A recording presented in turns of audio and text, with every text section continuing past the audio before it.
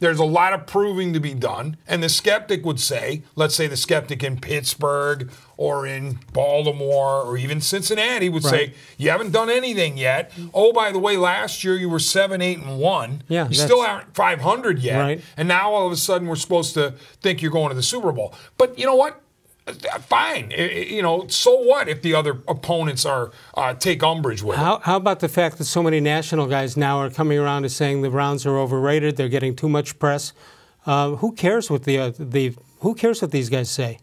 Sure, and the Browns can say, and I think they kind of made it clear on the dais on the podium with Beckham and Mayfield and Landry and Garrett, as well as Kitchens in his Indians cap, as you pointed out. They weren't saying, we're going to the Super Bowl or we've arrived. They all said nothing's been proven yet. It's all paper. So the Browns are not claiming that they're the greatest team ever. But tell me what Freddie Kitchens should have said when he met with the team as a group on day one of these not mandatory sessions. What is he supposed to say? My guess is he's supposed to say we're as good as anybody in the league. Now, we have to prove it, but there's no reason to think of ourselves as underdogs right now. Tremendous point. Which would you rather have? The quiet coach going in there, oh, guys, do the best you can. Let's hope for a few wins.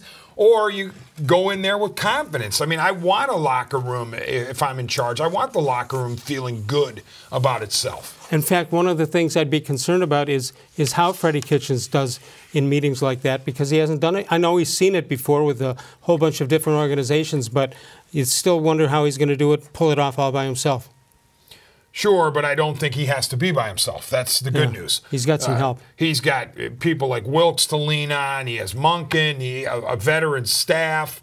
He also has Dorsey. I'm sure. I don't think Dorsey's going to intentionally try to get involved all the time with Kitchens' business. No, unless he sees it running off the rails here. Right, but I think that Kitchens knows that the reason he's the head coach of the Browns is John Dorsey, obviously. Correct. So he feels like he could lean on Dorsey for things if necessary. Right. They're not opposites as they were when you had Hugh Jackson. They're not rivals, yes.